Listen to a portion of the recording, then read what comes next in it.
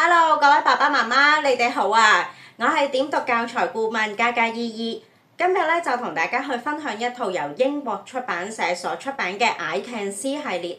呢一套嘅 I Can See 系列咧，一 set 係會有4本嘅，分別咧係小朋友所需學習嘅4大嘅主題。咁就譬如係交通工具啦、生活用品同埋愛出事物，亦都會有動物呢一個嘅主題。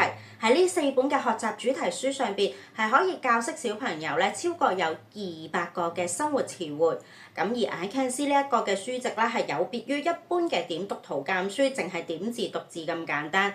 佢係會運用咗咧唔同嘅事物嘅擬聲詞，去誘導小朋友嗰個嘅好奇心，令到佢哋從遊戲當中咧去學習得到呢一件嘅物件，除咗擬聲詞之外啦，佢呢一件嘅物件嘅名字應該係點樣去叫嘅？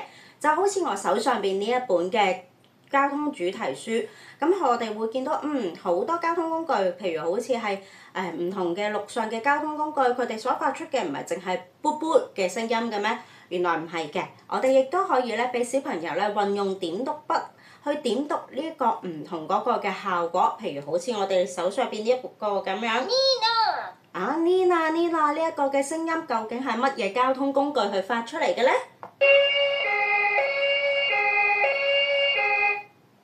？Ambulance。原來係救護車嗰個嘅聲音。咁唔同嘅物件咧，佢哋都會有自己嘅英語嘅擬聲詞，令到小朋友咧喺遊戲入邊咧去尋找翻嗰個嘅答案。咁我哋喺同小朋友睇 I Can See 呢個嘅過程入邊，我哋家長亦都可以咧同佢哋進行呢個嘅親子互動問答嘅遊戲。譬如我哋可以問佢 What can you see？ 你可以睇到啲乜嘢啊 ？How did it sound？ 你可以話俾我知道佢把聲音其實係點樣㗎？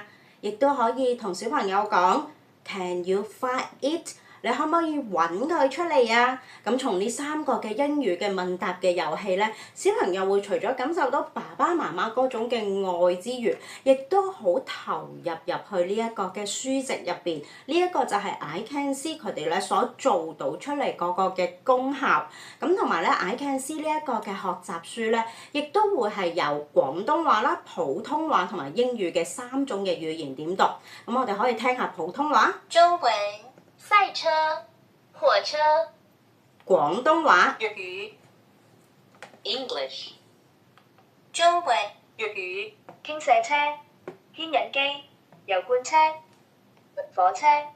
咁咧，佢除咗咧係可以讀到唔同嗰個嘅3種嘅語言嗰個嘅物件嘅名之外啦，咁佢所有嘅物件咧，佢除咗會有擬聲詞，亦都會有佢哋自己獨特嘅一個嘅功效嘅。咁我今日咧就同大家分享到呢一度，下一次再同大家去分享另外一啲嘅教材啊，拜拜。